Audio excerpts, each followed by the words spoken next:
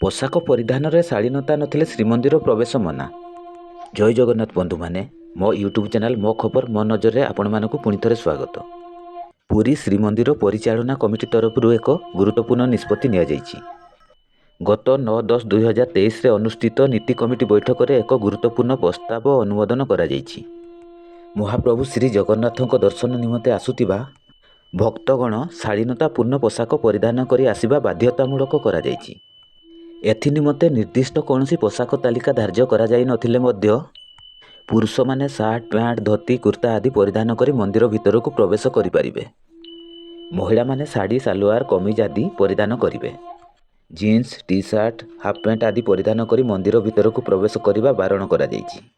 गत 10-10-2023 रु एही नियम लागू करा जायतिबा जणा पड़िछि।